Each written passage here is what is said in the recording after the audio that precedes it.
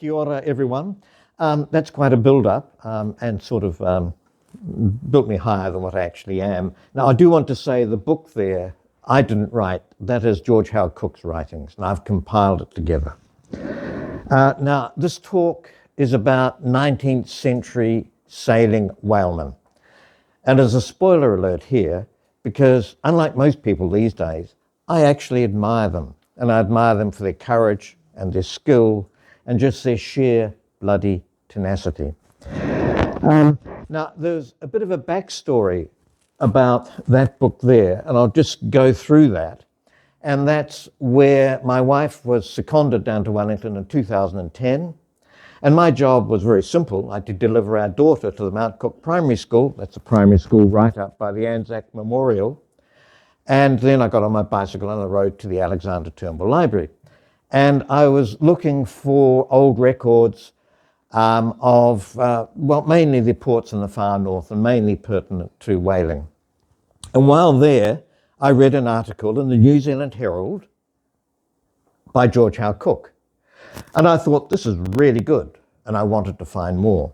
So it was in 1929, about the middle of 1929, and I called up the microfilm, you can do that, for the newspapers for that year, stuck it in a microfilm reader. The old analog ones were a big screen right on your nose, and then started winding through from page 1 of January the 1st, 1929. And I proceeded through until I got to that article I had found. And I got a few more George Howe Cook articles, but there are obviously more. So I did the same with 1928, 1927. And in 1926, I think I found, or I'm sure I found, the first article written by the man. So this was quite a procedure.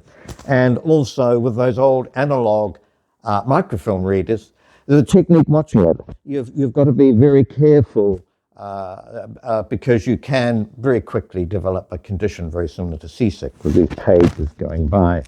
And also you've got to focus because you're looking for those articles. Okay, so I've got the start and I've got to 1929. I did the whole thing through until I'm sure I found his last article in 1937. So it took 5 weeks of pretty steady work of just finding 110 articles written by this man. Now, why did I put that amount of effort into this? And that's because the actual written records by the men who went out in those cockleshell boats to battle the mighty Leviathan on the ocean, their records are actually hen's teeth. And even in the vast American archives, who were the major sailing nation in the 19th century, there's not actual many records written by the whalemen themselves who went out in those small boats. And oddly enough, there are more famous, more well-known records written by women. Now, these are very valuable in their own right, but of course the women on the whale ships were the wives of the captains, and they didn't actually have much to do. And most importantly, they were literate. And with all the spare time, they wrote wonderful journals. But they were not actually the whalemen themselves. So that was why I put the amount of effort in that I did, because this is a unique New Zealand record, what he wrote, of sailing on New Zealand whale ships and whaling on New Zealand whale ships. He also mentioned various historical accounts of Russell itself, mainly Russell and other places. But they're a special record, I think. So, now, where are we? New technology, you see. Oh, and that's the other thing, is that I accumulated all this in 2010. I'm sorry, I'm digressing here. I do that. And I started typing the first record on Xerox, and pretty poor quality Xerox as well. And I'm no touch typer. And it was just a total disaster.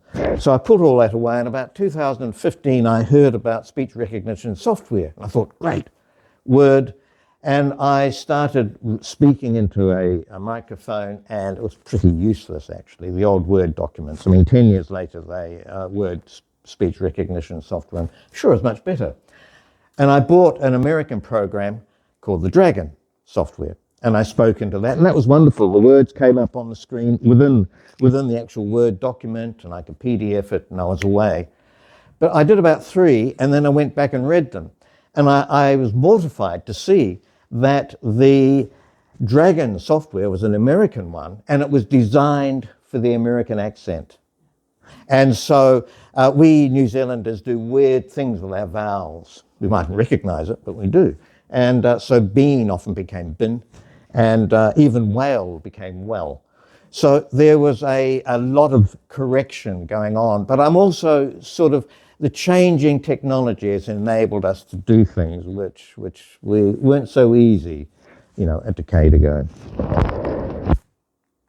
So the book, George Howe Cook, and the man himself. So George, there, the man with the pipe on the right. Next to him is his brother, Herbert Cook, who I'll also mention. Now, these two men are hugely experienced whalemen from the old sailing days. They were born in Russell. No, actually, George Howe Cook wasn't, but that's beside the point. George Cook himself was not only a very, very good whaleman, but he was also very good with a pen. And that combination is almost unique, actually. And so I'm going to do something which I'm told I really shouldn't do with PowerPoint presentations, but I'm going to read you out an account of what George Howe Cook wrote. Now, he was on the whale ship Splendid, and they were up in the tropics, and they'd called into Wallis Island, which is an island north of Fiji, and it's Polynesian outlier. And they did this because whale ships, unlike normal sailing ships, where professional sailors would take it from point A to point B as fast as they can, a whale ship goes out onto the whaling ground and then can spend weeks or months just packing across a particular geographic area of the ocean. And so when you've got an overmanned ship, 30 men on a 40-metre, 120-foot ship, things can get a bit antsy, and there's threat of scurvy, and the ship needs repair and provisions anyway. So they called into Wallis Island to do these things. Spent 2 weeks there, wonderful time, and they're just going to leave when islanders come out on a very small walker and say, "We want to join your crew." Well, the captain needed more crew, so he said, "Come aboard, I'll sign you on." As soon as the islanders came aboard the ship, a whole flotilla of waka came out and came alongside the ship and said, "Give us our men back, they're not allowed to leave." And the captain, now he is king on that ship, he's God, he said, "No, I need them." And they said, "We're coming aboard." And he said, "You're not allowed to come aboard, I won't allow you." But they all clambered up aboard, basically took over the ship, roughed up a few of the sailors. And this, of course, is a 19th century sailors' horror show. It's been overtaken by natives, and something out of Ballantyne and Coral Island and all that sort of stuff. Cook writes about that. And so I'm just he was on the ship. And so some of the whalers had been roughly handled, chiefly those that were flaunting wreaths and other floral tokens significant of special regard from their bright-eyed friends of the previous fortnight, during the course of which the island belles spent much of their spare time entertaining the whalers. On this account, many of the natives had boarded the ship more in a spirit of pique than from a desire to uphold the law, which was against any native leaving the island without official sanction.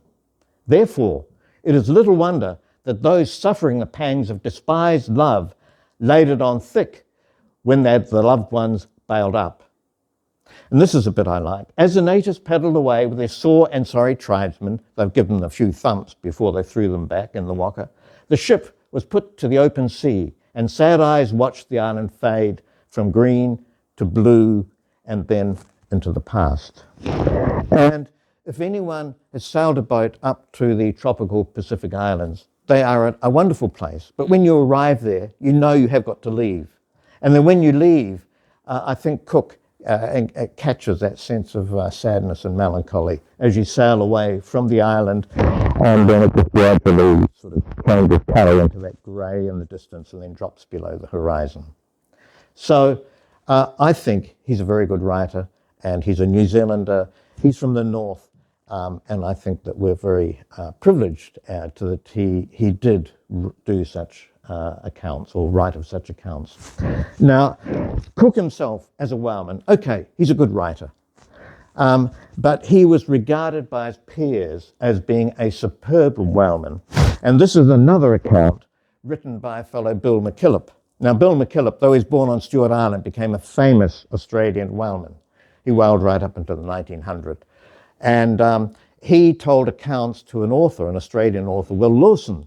And he became, Will Lawson based a number of books on Bill McKillop's accounts as he told them. So McKillop himself is an acknowledged expert whaleman. What he wrote about George Howe Cook is this: if all the distinguished whalemen of the last 3 generations were mustered and a number 1 picked out of the lot, I'm sure that distinction would fall on George H. Cook.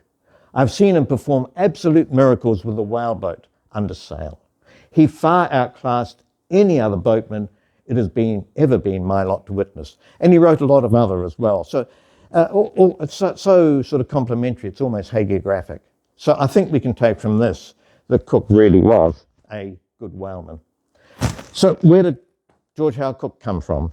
So his grandfather was William Cook and arrived in the Bay of Islands in the early 1820s. He married Turaha, and Turaha was a Whangarei foster child of Tamati Wakanene. Now, this almost certainly means that Turaha was a blood relative of Tamati Wakanene.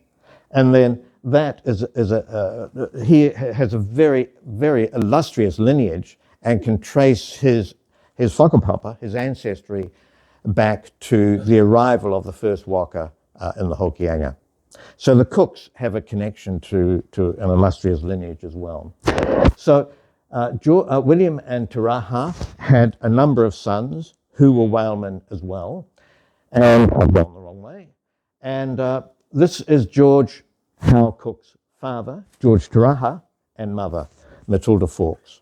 And so George Turaha went to Britain when he was young, and there he became a sailor, and then he returned to New Zealand to start the Auckland Island whaling station, way down in the Aucklands, well south, the Furious 50s. And he, within days of arriving at the Auckland Island settlement of Hardwick, it was all pre-built, rather I should say kit set, and they basically just built a town very quickly. Within days of arriving, he married Matilda Fawkes. And I suspect the ships that came there also brought settlers, and I suspect Matilda may well have been on the ship that George was on, George's first mate. So the settlement at the Auckland Islands was an absolute disaster. Broke the company that, the British Whaling Company that had financed it. And so by 1852, it had dispersed. And George became captain of Australian whale ships. And Matilda lived with him on the ship. And as in 1855, George Howe Cook was born on a whale ship off Lord Howe Island. And that's why we've got George Howe Cook in his name. So he was born on a whale ship. And that's pretty unusual as well. So the man himself, and I'm just showing this photograph taken in 1934, and he's writing. And I think it's a wonderful little cameo of the man himself. We can see the little inkwell there. Remember those? You dipped it into them and you wrote until it didn't write anymore, and you dipped in again. We've got a spare one up here. A franked letter, obviously sent to him. Here he's got his filing system, which is very similar to mine, totally chaotic. There's the Auckland Institute and Museum. And he's writing, and he could well be a Lonehander writing. His article he's writing. Now, I just noticed the hat. And gentlemen, I thought, didn't wear hats inside. But I scenario, I make up scenarios, is that the photographer is taking this photograph and says, I'll take a photograph of your hat. Well, gentlemen were also not dressed unless they had a hat. So I'm presuming he put the hat on for the photograph. But that is a presumption. I just think it's a wonderful little cameo of a man. Now, where George Howe Cook sailed is this area here, Southwest Pacific. He may have gone into the Great Australian Gulf under out here, but I have no proof of that. He sailed ships out of Russell, Auckland, and Dunedin. And he spent a lot of time on the whaling ground here, but also at the Chathams, and also up around the Cook Islands, and did go to Tahiti. So in other words, Southwest Pacific. That was his area. That's where he sailed. Now, I've pointed down at the Solander ground, or the Solanders down here. There are other Solanders. And that is Solander Island, known as Solander Rock. And it's a fearsome place. A long time ago, I was on a cray boat that we left Dunedin, and we went around under Fovo Strait and went up to Milford Sound and dropped our pot line south of Milford Sound. And the weather in that area can be ferocious. Anyway, the whaling ground is to the south of the Solander Island, and it's very demanding. But the whale ships went down there in summer because a whale caught down there averaged 45 barrels, where if you went up into the tropics, a whale averaged about 25 barrels. So it was worthwhile, but you got a hammering. And this, again, was one of Cook's areas that he writes about a lot. And this photograph, I've been given permission by Andreas Apps to use it. And I think it's a wonderful photograph of a very, very rugged and unfriendly place. And so another one of the whaling grounds that Cook mentions is French Rock. And this is La Esperance Rock and the Kermadec Group to the north of us. And while the Solander ground was a sperm whaling ground, French Rock was a sperm whaling and a right whaling ground. And so what we're seeing here is we're seeing two things. The first thing is that whaling is very seasonal in particular geographic places, but that also within those whaling grounds, which could be quite small, the target species could change as well. And certainly, so you're looking at a seasonal aspect about whaling, and you're also looking at chasing different types of whale. Now, the whalemen of old really only chased 5 species of whale. That's what they were interested in. And they were the sperm whale, the right whale, the humpback whale, and that's around here. In the Northern Hemisphere, the bowhead whale and the grey whale. And so these were the only species that they really were of any commercial value to them. Now, they did take other whales, blackfish, they took the odd orca, and I've read of instances where they harpooned and killed a blue whale. But I suspect that this was more out of sheer boredom, because I did read of one whale ship that went for 11 months without seeing a whale. Now, they've gone ashore, or they've gone into ports during that time, but I just can't imagine the ennui and the sense of hopelessness that would have been on that ship. So you're extremely bored, and you see a whale, and you launch your whaleboats just basically for a bit of entertainment and excitement. Because if you killed a blue whale, it was no use to you. They could weigh 100, 200 tons or whatever, and they sink. And a 1-ton whaleboat is not going to cope with that. So they were quite specific in the areas they went to, and also, this is the old-time whalers, and also the type of whales they were chasing. So the ships that George Howe Cook sailed on, he mentions in the book, the first ship was a Magellan Cloud. Now, that was actually a New Zealand coaster trans-Tasman ship, small, and it was purchased by 2 Russell businessmen, Henry Ford and James McFarlane, and they converted it into a whale ship, which is quite a conversion. You put the davits on, the whaleboats, which was 3 whaleboats, which is surprising for the size of the ship. You've got to put on your tripods to be able to boil down the blubber, and then all the other various paraphernalia that you need to go whaling. And it was successful. It whaled out of Russell, it went up to Tonga and the Kermadecs, and it filled up twice, 1876, 1877. But it was just too small to actually be a commercial proposition. So they pulled it out of whaling, and George Howe Cook was involved in actually taking all the whale gear off as well. Now, another ship that he sailed on was the Othello. And the Othello is of interest. She was built in 1853, American ship, because the American were the dominant whaling nation. And in the American Civil War, because the Confederates were targeting the northern whale ships, they weren't so enthusiastic to risk their ship to go sailing. There were quite a few burnt by the Confederate raiders. And so they sold a number. And this ship was sold towards the end of the American Civil War to Australia, became a whale ship, merchant ship, and then it was purchased in 1882 by the Otago Whaling Company, is the outfit that George Howe Cook worked for. So George was first mate on the Othello. Now, the Othello was interesting because it became a hulk in Bluff Harbour. That's usually the end of a ship. And but the Norwegians opened up a whaling station on Stewart Island in 1927. And so they put in quite an elaborate little settlement, a wharf running out from the shore, and then to clear the wharf, they dragged the Othello across and laid her alongside the wharf. And we can see the Othello there. So that's an American whale ship in the late 1920s. Another bow shot of her. She's still got a foremast on. And quite an elaborate little settlement there. There's still resonances of the Norwegians on Stewart Island, because some of the men did marry into local families. And here you can see 5 chasers lied alongside the Othello. Very hard to see the Othello, but you can see the nature, the engineering shop with lathes and everything else, and the slipway down there. Now, they didn't go whaling off Stewart Island. These were Antarctic whalers.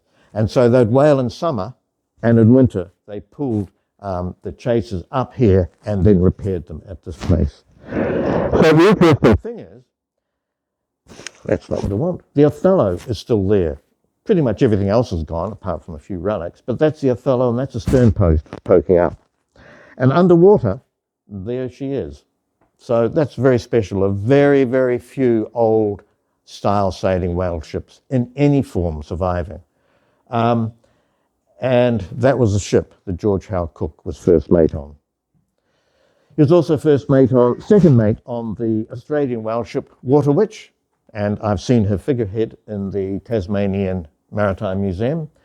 He was impressed with the Water Witch because the Water Witch could tack with a whale alongside. Now, the whalers would kill a whale, take it to the ship, and they'd tie the tail here, and the head would be down there. And usually that was such an impediment to a ship. And they'd usually put her on a starboard tack, because you had right away on a starboard tack. But it was such an impediment that virtually no ship with a whale alongside could actually tack through the wind. But the Water Witch could. She was an ex-Royal Navy ship called HMS Falcon, sold to the Australians. The last ship that George Howe Cook was involved with was the Christine, another small New Zealand coaster, and the Cook brothers, Herbert and George, went into partnership with the captain and in 1891, and they went up to the Kermadec, and they were looking for whales. They did the same in 1892, and it was a total financial disaster, which is a theme that comes through with whaling, actually. And they got 2 small sperm whales, and that was that. And so a lot of expense for not much income. And that was the last time that George Howe Cook went whaling on a ship. Now, the ship that George Howe Cook mentions, and obviously the one that he has most affection for, and men can have affections for ships, is the Splendid.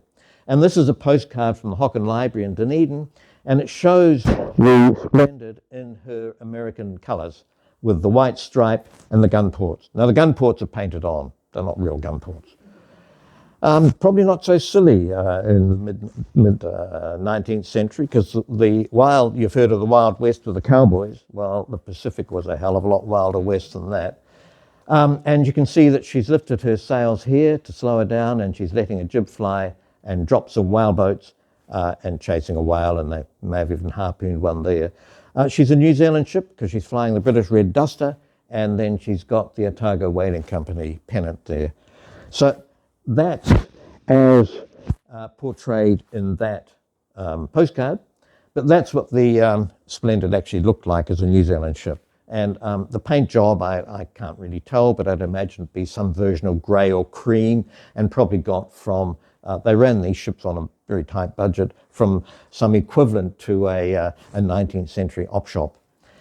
You can see the whaleboats here, very lightly built boats, and we've got some on the scaffolding as well. This area is interesting. See, it's rather dirty, and so I'll just focus in on that. I think I'm getting the hang of this. And here we can see, well, we can see whalemen up there. One of those could well be George Howe Cook, because he was certainly on the ship when this photograph was taken. But what the way they process the whale, the tail is tied to the bow. It's lying alongside the ship. The ship is just gradually going forward. They put out scaffolding from here, and the officers would walk out on that scaffolding, the whales below them. And they would start cutting the blubber. Now, some poor lad, some poor sailor had to come down, stand on the whale, and hook in a massive hook into that blubber. And then they would go up to the mainmast with a block and tackle, and they would winch it. And that would tend to lift the blubber with the officers cutting, and the whale is being rotated. So you're taking the blubber off pretty much like you're peeling an apple, but you're moving the apple. And every now and again, as so much blubber came off, that poor bloke would have to come down again and put in a second hook. There was always two hooks. These are massive tackles. And then the blubber would be cut, and that blanket piece, as they called it, would be lowered down and cut into little bits and then processed and put in the tripods and turned into oil. So we can see, sorry, I haven't got the hang of it. We can see all the sort of the grunge around that place where the blubber went on. An interesting little sort of shot. Now, George Howe Cook he himself called the old open whaleboats the best boats in the world. And we've seen from what McKillop wrote that he was an acknowledged master at sailing them.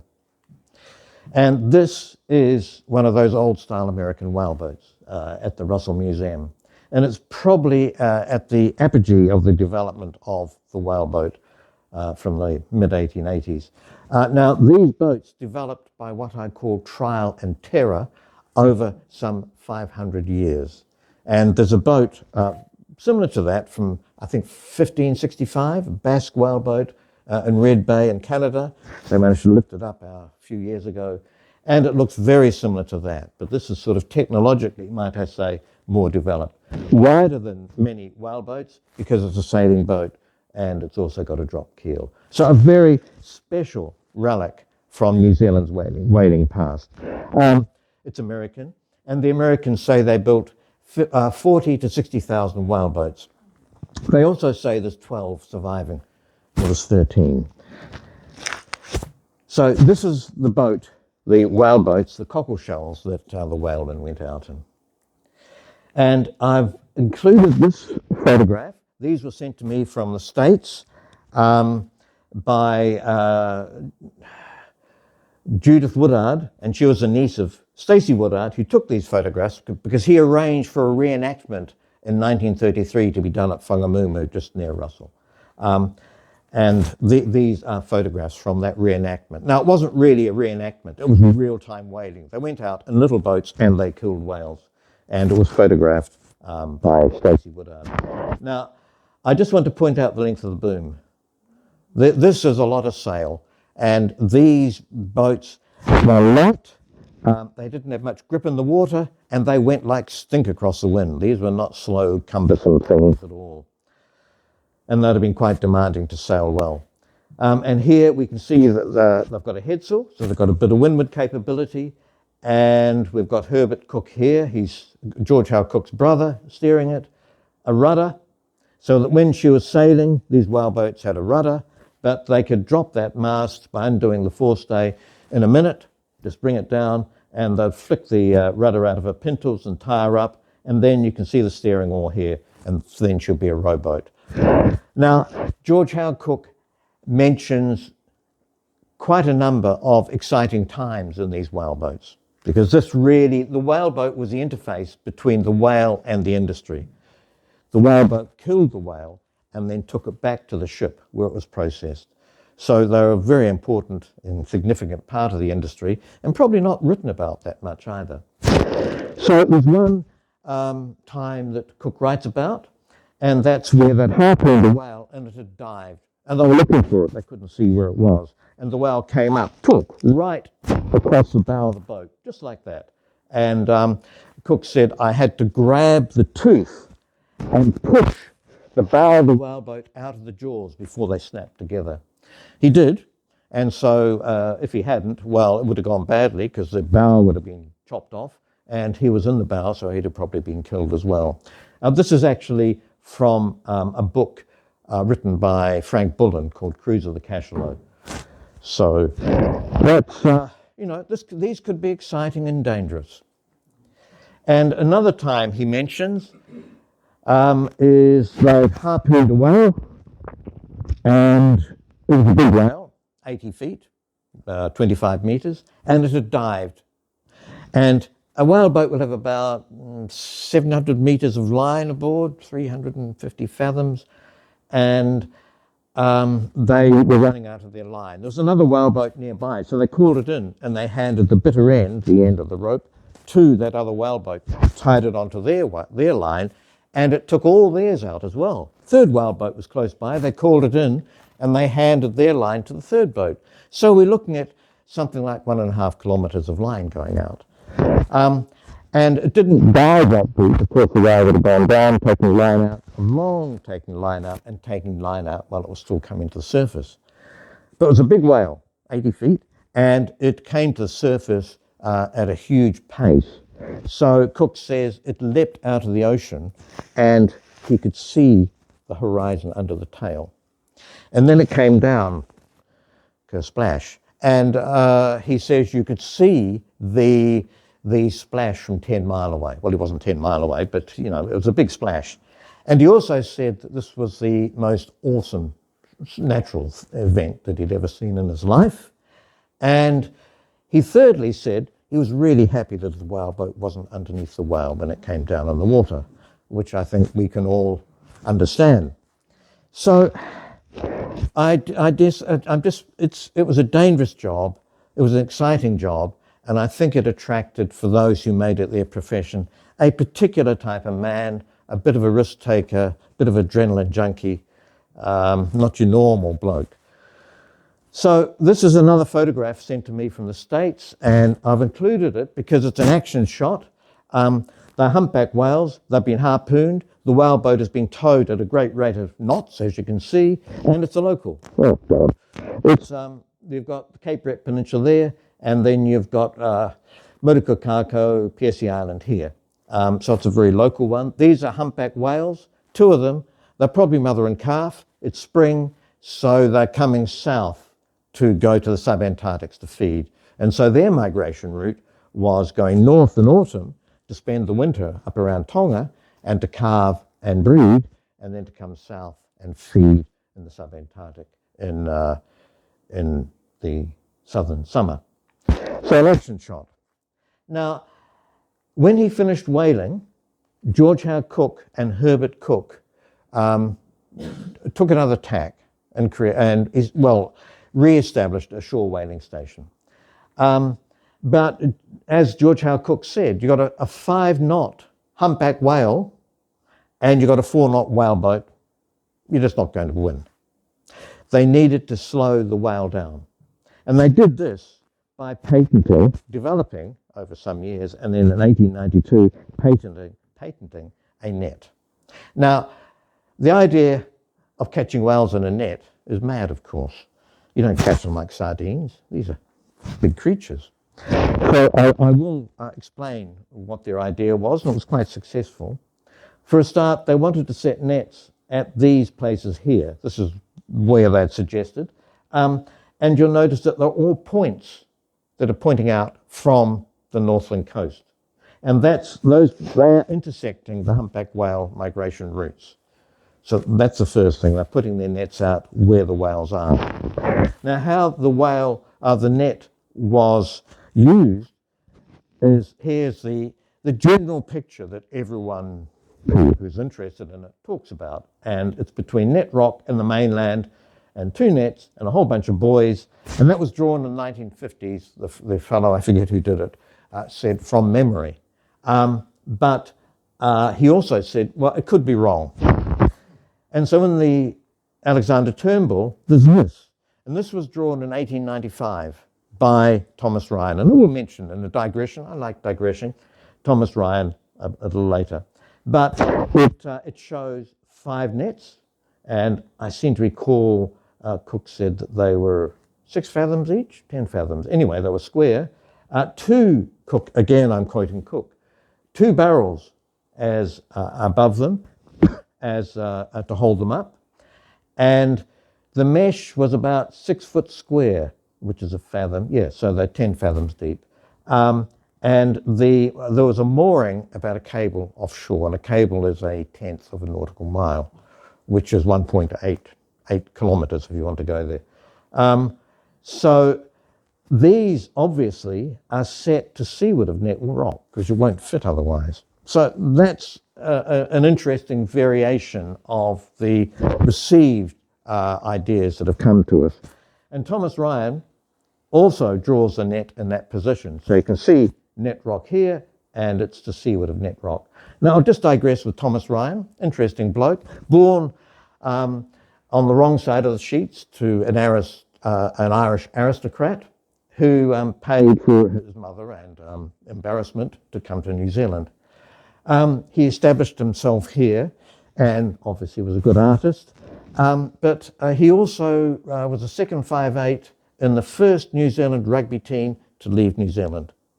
And that went to New South Wales, which was another country, of course, and completely obliterated all the opposition. And so Thomas Ryan and that team have been nominated as honorary All Blacks.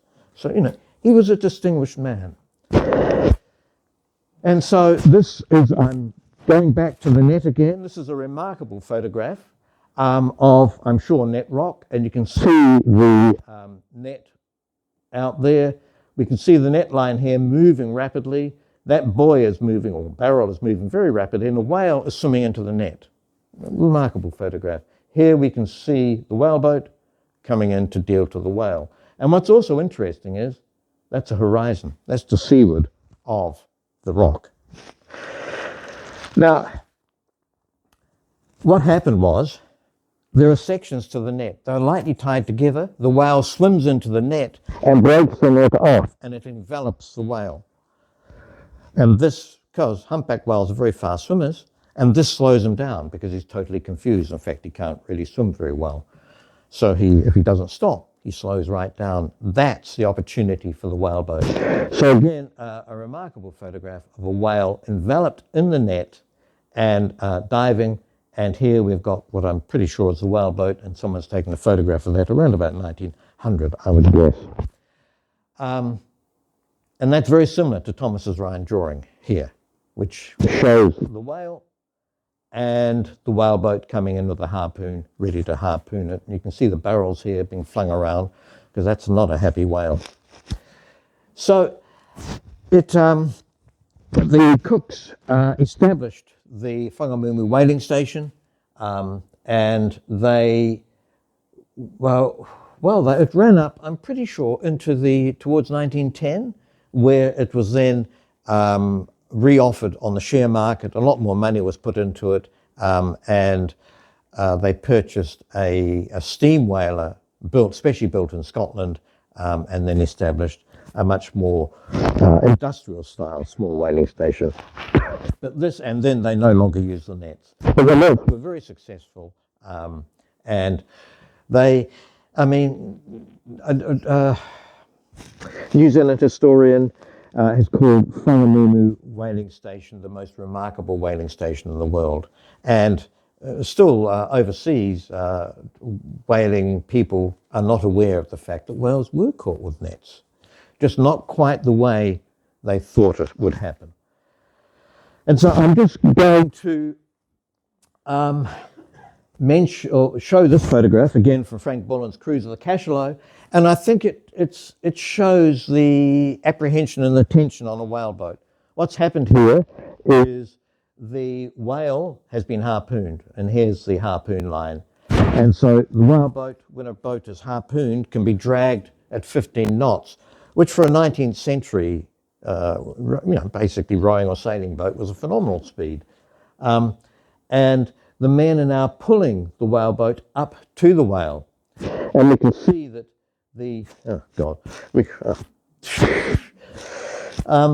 we can see that the oarsman here is really fighting to keep the bow straight, because you don't want to go sideways because it'll flip over.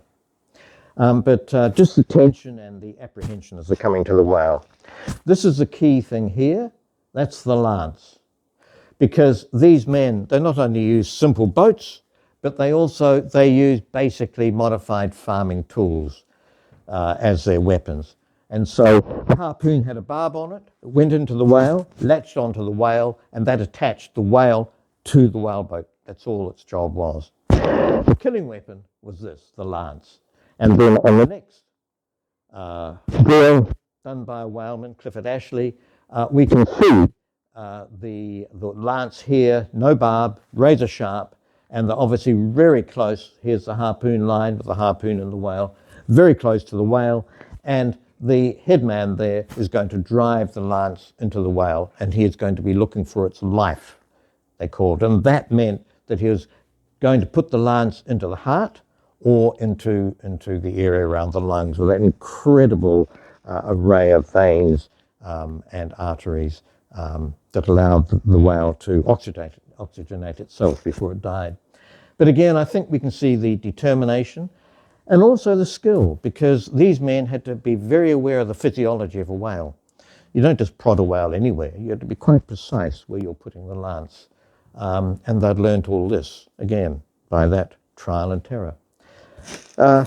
So George Howe Cook, he died in 1941 and June, and was buried in the vast Waikamete cemetery. It took quite a while to find his gravestone. Now, I'm going to finish with another one of these quotes from George Howe Cook, and I have been told I really shouldn't do this, but damn it, I am. And so he is talking about Russell.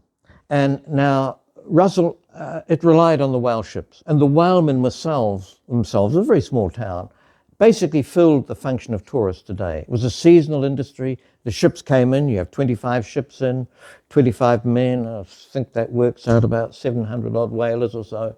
Didn't all come to shore at one time, but they came ashore and they provided the town with an income. And also the maintenance of the ships and the whole ship thing with chandlery and food and water and wood was a good income earner for Russell. And also, I think, gave it, or these old whaling towns, a special feeling. And so they stopped coming. The whale ships stopped coming. And as George Howe Cook says, as the whaling business fell away, so did the trade. By the time the ships had given up calling, the bay had become one of the quietest places on the coast. And the prospect ahead was not inviting. But the historic old settlement was destined to have another show to make good. Some world-weary people found in Russell the ideal spot they were seeking for. And as the newcomers were well supplied with cash, new, well-built houses soon dotted the landscape, while their owners padded the beach hatless and barefooted, but content. I think he's a wonderful writer. And also, that's very prescient. That was written nearly 100 years ago. And that very much is pointing towards what has happened to some of our northeastern ports.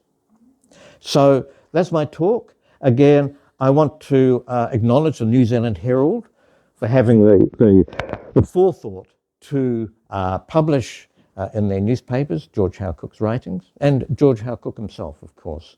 They're a very special documenting a forgotten part of our New Zealand story. So thank you.